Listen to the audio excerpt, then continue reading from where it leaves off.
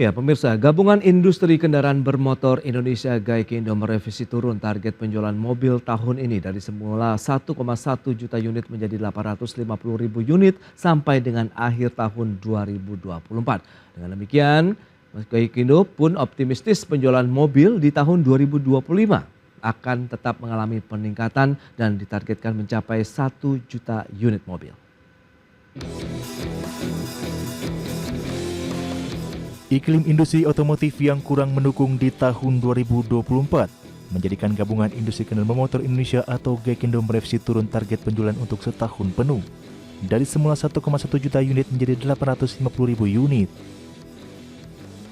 Ketua 1 Gaikindo Yongki Sugiarto dalam keterangannya Senin kemarin menuturkan, kondisi pasar otomotif dalam negeri di tahun ini masih berjalan lambat. Hal itulah yang mendasari Gaikindo melakukan revisi target penjualan mobil. Yongki menambahkan revisi target tersebut sudah menjadi kesepakatan di antara anggota Gaikindo saat ini. Penurunan target tersebut sejalan dengan realisasi penjualan mobil sampai dengan akhir kuartal 3 2024, di mana penjualan mobil di Indonesia menurun secara wholesale maupun retail. Berdasarkan data Gaikindo, penjualan wholesale mobil di Indonesia pada periode Januari hingga September 2024 tercatat turun 16,2%. Sementara penjualan retail mengalami penurunan 11,9%. Meski target tahun ini direvisi turun, namun Gaikindo optimis penjualan mobil di tahun 2025 mendatang akan meningkat dan ditargetkan mencapai 1 juta unit. Ketua Umum Gaikindo Yohanes Nangoy mengaku pihaknya optimis mampu mencapai target penjualan 1 juta unit di tahun depan. Optimisme tersebut sejalan dengan rencana peluncuran sejumlah model baru pada tahun 2025 mendatang. Berbagai sumber IDX Channel. Ya, pemirsa, untuk membahas tema kita kali ini, optimisme penjualan 1 juta mobil di tahun 2025. Kita sudah tersambung melalui Zoom bersama dengan Bapak Kuku Kumara. Beliau adalah Sekretaris Umum Gabungan Industri Kendaraan Bermotor Indonesia Gaikindo. Halo, apa kabar Pak Kuku? Halo, selamat pagi Mas Pras. Ya. Semua pemirsa IDX Channel, kabar baik, terima kasih. Baik, terima kasih juga atas waktu yang disempatkan Pak Kuku, dan sudah bergabung juga ini Bapak Andri Satrio Nugroho, Kepala Pusat Industri Perdagangan dan Investasi Indef. Halo, apa kabar Mas Andri? Kabar baik Mas, terima kasih. Terima kasih juga atas waktu yang disempatkan. Langsung saja kita review ini Pak Kuku, tadi sudah disampaikan di awal. Ada penurunan dari target penjualan mobil nasional begitu. Di periode Januari September 2024 turunnya 16% menjadi 633 ribuan unit. Kemudian target juga diturunkan sampai dengan akhir tahun 2024 untuk penjualan mobil di tanah air. Apa yang menjadi trigger dari penurunan penjualan mobil di Indonesia ini, Pak Kuku? Ya, baik, terima kasih Mas Pras. Jadi memang ini ada beberapa unfavorable condition ya, yang beruntun terjadi semenjak September tahun 2023. Yaitu dimulai mungkin setelah beberapa kali sudah kami sampaikan, yaitu di tahun lalu itu The Fed menaikkan suku bunganya. Terkait dengan itu kemudian ada upaya pengetatan persyaratan kredit kendaraan bermotor, padahal 80% di Indonesia pembelian kendaraan bermotor itu pakai kredit. Nah, itu berlangsung terus sampai awal 2024. Kemudian kita juga punya tahun politik ya, ada pemilu di bulan Februari, kondisi belum membaik. Pada saat pemilu tentunya masyarakat juga cenderung untuk wait and see. Alhamdulillah pemilu berjalan dengan baik, dengan lancar. Namun memasuki bulan Maret itu kita mulai bulan puasa. Nah, bulan puasa ini orientasi spending masyarakat berbeda. Belum selesai puasa disambung dengan lebarannya di bulan berikutnya, di bulan April. Nah, bulan April pada waktu lebaran, hari kerja hanya tinggal setengah bulan.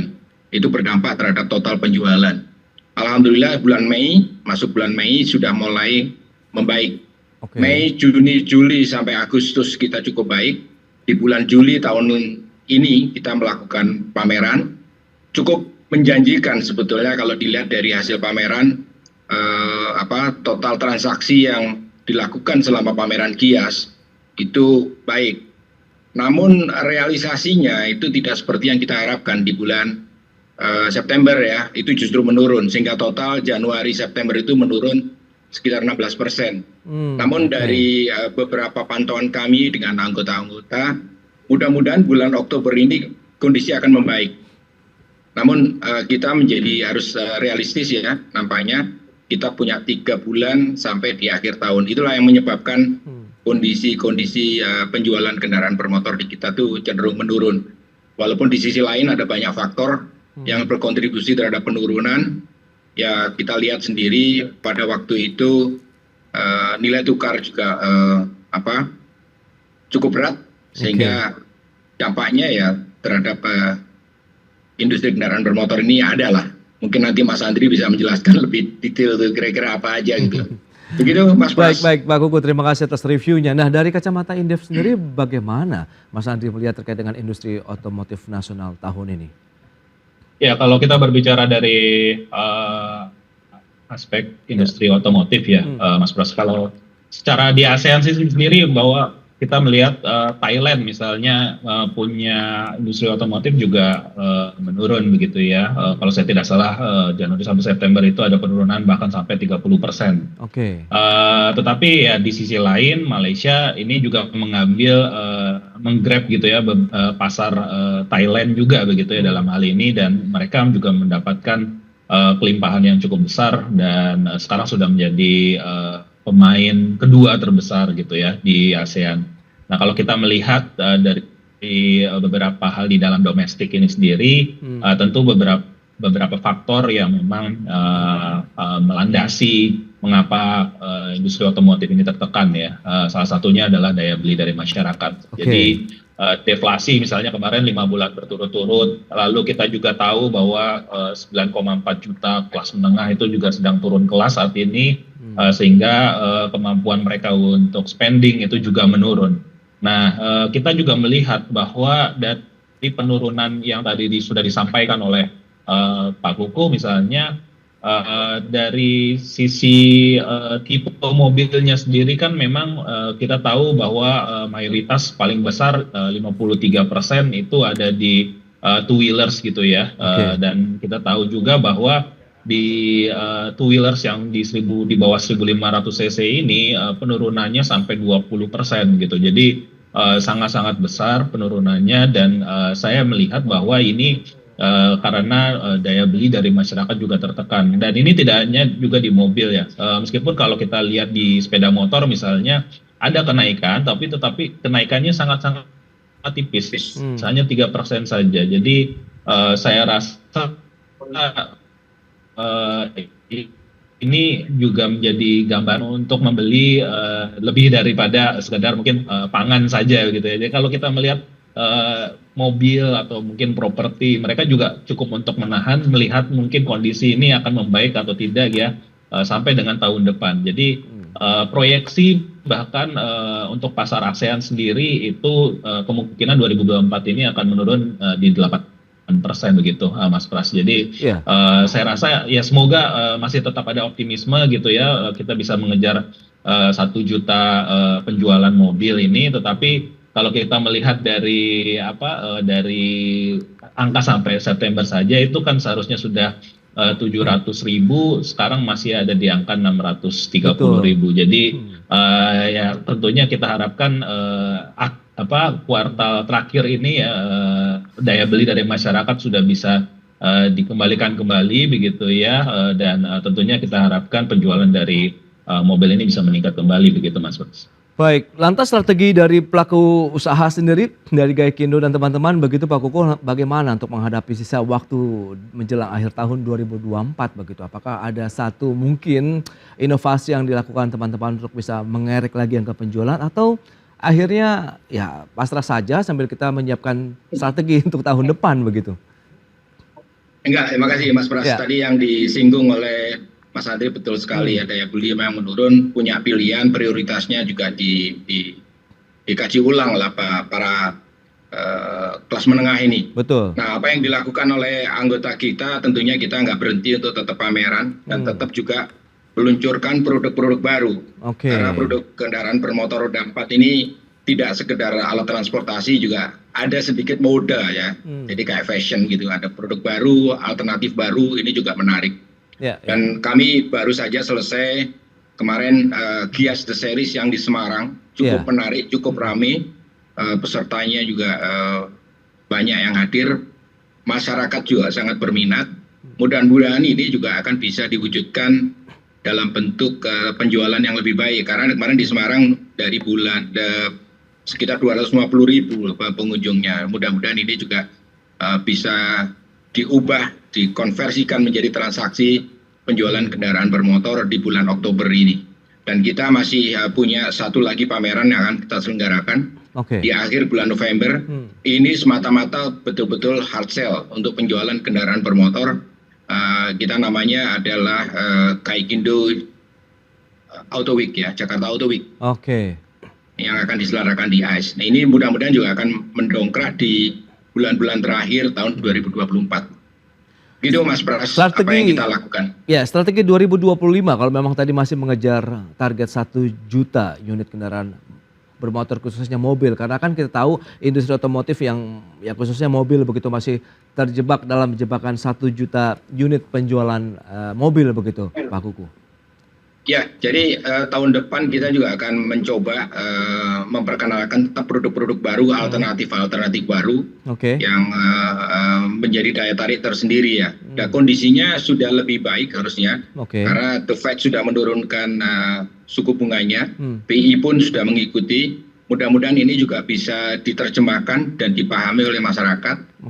Dan hal ini sekali lagi bisa diwujudkan dalam bentuk penjualan kendaraan bermotor roda 4 yang lebih baik, apalagi kita sudah punya pemerintahan baru dan kemudian juga harapannya adalah kebijakannya konsisten, jadi tidak menimbulkan disrupsi baru lagi yang menyebabkan masyarakat untuk cenderung untuk wait and see lagi.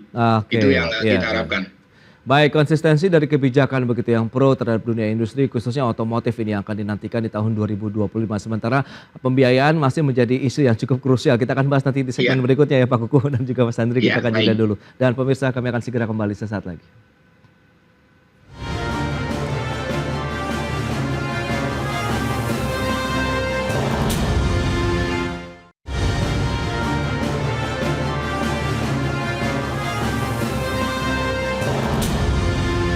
Ya, Anda masih menyaksikan Market Review dan kita akan lanjutkan kembali perbincangan bersama dengan Bapak Kuku Kumara, Sekretaris Umum Gaikindo, kemudian juga Mas Andri Satrio Nugroho, Kepala Pusat Industri, Perdagangan dan Investasi Indef. Mas Andri, nah bicara mengenai sektor pembiayaan ini menjadi suatu hal yang krusial, mengingat memang sebagian besar pembelian masyarakat begitu ya dengan menggunakan mekanisme pembiayaan perbankan begitu. Anda melihat bagaimana dengan suku bunga acuan yang masih ditahan di 6%, apakah cukup nyamankah atau bagaimana? Atau lebih tertahan karena memang daya beli masyarakat yang tertahan sehingga tadi switching skala prioritas masyarakat tengah terjadi saat ini? Sebetulnya kontributor terbesar itu adalah daya beli dari masyarakat. Jadi dengan kebijakan suku bunga memang ke depan kan ini kan sudah menghadapi suku bunga yang tidak terlalu tinggi lagi begitu ya ke depan.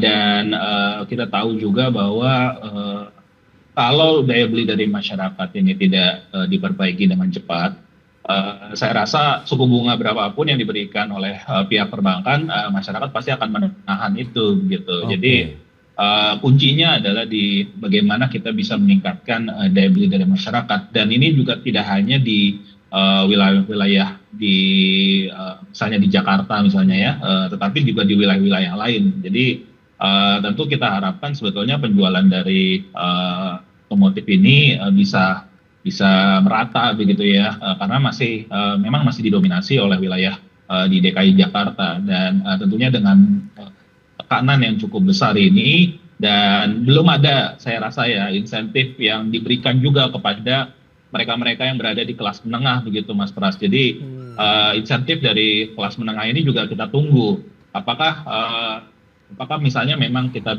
bisa memberikan let's say PPNBM kembali begitu ya, untuk industri otomotif gitu. Jadi ada setidaknya gula-gula begitu ya bagi masyarakat untuk kembali melihat bahwa mereka juga mungkin ada yang membutuhkan kendaraan, mereka tidak berpikir panjang lagi begitu ya ke depan. Tetapi kembali lagi yang saya ingin tekankan bahwa akar dari permasalahannya ini adalah daya beli dari masyarakat, dan tentunya kita harus mengurangi juga ya biaya-biaya yang tidak hanya di pembelian kendaraan, tetapi juga biaya-biaya yang lain begitu. Dan kita tahu sendiri bahwa banyak sekali pengeluaran dari masyarakat yang berasal juga dari non konsumsi begitu, non konsumsi essential needs untuk kebutuhan dasar. Ini menurut saya harus juga bisa dikurangi biayanya oleh pemerintah. Jadi tentunya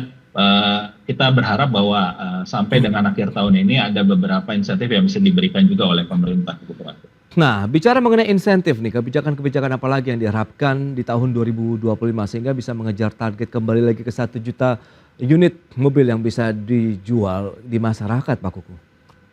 Ya, menarik ini. Tadi saya menyambung apa yang disampaikan oleh Mas Andri ya. Mengenai biaya-biaya yang dikeluarkan yang non konsumen gitu kan.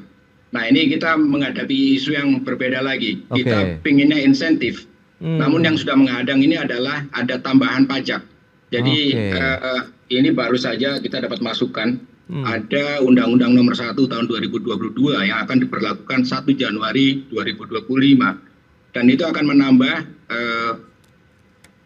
pajak BPNKB-nya itu kita lagi hitung. Nah, itu kalau bisa naik sampai 20%, ini kan tambahan pajak ya bagi masyarakat. Ini juga punya potensi untuk mengerus upaya kita yang untuk meningkatkan penjualan 1 juta lagi. Kita belum tahu. Padahal kalau kita harapkan adalah adanya insentif yang supaya 1 jutanya itu bisa dicapai.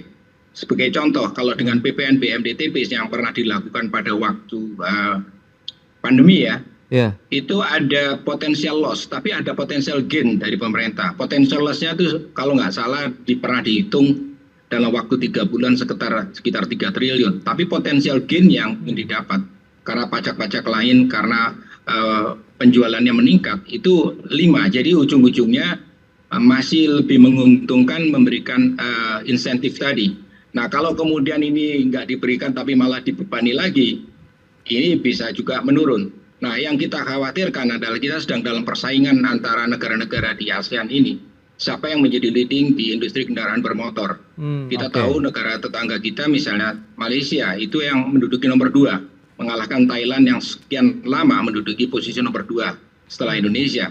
Nah, Malaysia itu kemarin kita tempat bincang-bincang dengan kolega kita yang di Malaysia. Mereka mampu bisa meningkatkan penjualan yang biasanya sekitar 500 sampai 550 ribu per tahunnya, itu masuk mendekati 800 ribu.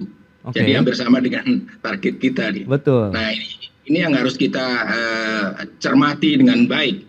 Jangan sampai kalau kemudian pasar domestik kita yang selama ini cukup kuat, yang menjadi daya tarik tersendiri bagi pelaku industri, karena kemudian kita semakin tidak menarik karena pasar domestiknya menurun, itu bisa menjadikan para pelaku berpikir ulang untuk investasi di sini. Padahal kita sedang berupaya untuk memanfaatkan kapasitas kita belum dioptimalkan yang 2,1 juta unit per tahun ya. Nah, ini harus kita cermati dengan baik sehingga kita muncul dengan kebijakan-kebijakan yang betul-betul pro industri dan pro penciptaan lapangan kerja. Itu Pak Kuku, Mas Pras dan yang Mas menarik Andri. dicermati apakah karena tingkat persaingan bisnisnya sendiri yang semakin ketat atau tidak? Mengingat kita kan sekarang pilihan di masyarakat tuh banyak banget Pak. Jenis-jenis mobil, mau yang tipikal mobil penumpang, sedan, jeep ataupun lainnya begitu pun cukup beragam dengan masuknya produsen-produsen global begitu ke Indonesia yang melihat pasar ini memang cukup seksi Pak Kuku. Betul, itu pilihannya banyak. Nah, itu punya kontribusi tersendiri. Tapi saya coba menggarisbawahi yang dikatakan oleh Mas Andri tadi adalah salah satu masalah pokoknya adalah di daya beli. Kalau kita lihat dari hasil kajian kita, itu kenaikan rata-rata harga kendaraan bermotor per tahunnya sekitar 7%. Sementara pendapatan kelompok menengah yang menjadi potensial customer kendaraan bermotor roda 4 itu naik ya gak lebih tinggi dari inflasi lah, 3%. Sehingga yang terjadi adalah kurvanya kayak mulut buaya kan, makin jomplang gitu kan. Baik. Nah, Mas Andri, mengingat kondisi seperti saat ini, strategi apa yang perlu dilakukan oleh pemerintah baru begitu. Kita tahu Prabowo Gibran juga tengah lagi kencang-kencangnya begitu untuk meningkatkan perekonomian. Dan tadi daya beli masyarakat ini yang paling krusial harus kita booster di bagian yang mana? Ya, tentu kalau kita berbicara mengenai daya beli masyarakat, pertama ya kita harus melihat apa-apa saja yang memang membebani masyarakat gitu. Dan oleh sebab itu ya menurut saya pemerintahan yang baru tentu harus melihat biaya mana yang bisa dikurangi begitu. Dan kita tahu sendiri ya tadi sudah disampaikan oleh Pak Putu bahwa misalnya kenaikan PPN di tahun depan 12 yang bisa menurunkan itu begitu. Jadi tidak ada kenaikan melalui Kepres, saya rasa bisa dilakukan untuk mengurangi beban dari daya beli dari masyarakat ini sendiri gitu. Jadi jangan sampai kita mencari hal-hal yang instan seperti kenaikan dari PPN tersebut, tetapi kita menegasikan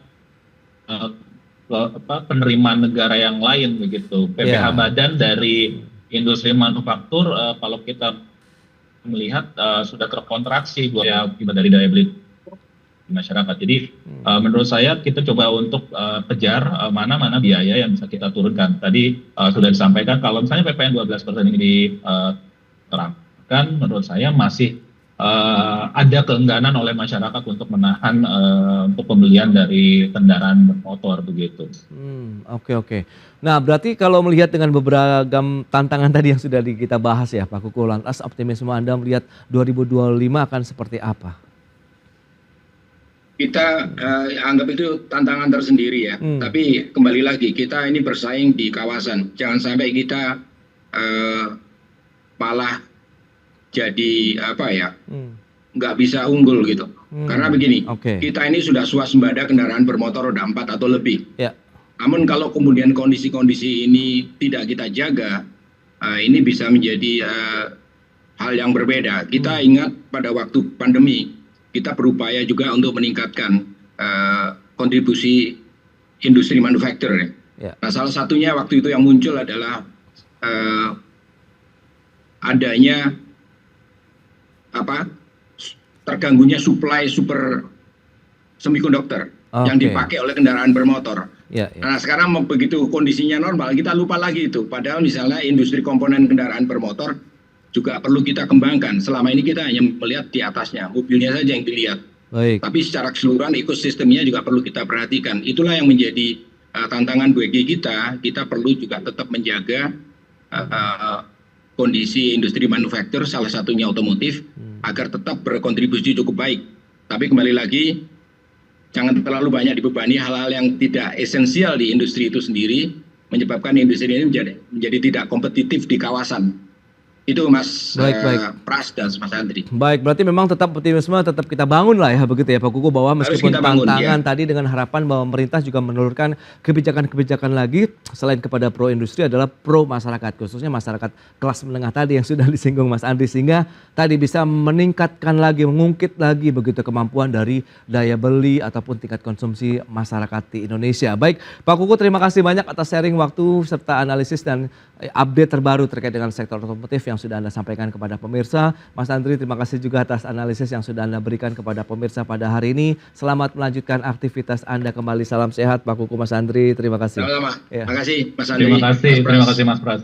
Ya pemirsa, 1 jam sudah saya menemani Anda dalam Market Review dan perbaharui terus informasi Anda hanya di IDX Channel, your trustworthy and comprehensive investment reference. Karena urusan masa depan harus terdepan, aku investor saham. Ya saya Prasetyo Wibowo beserta seluruh kerabat kerja yang bertugas pamit undur diri. Terima kasih, sampai jumpa.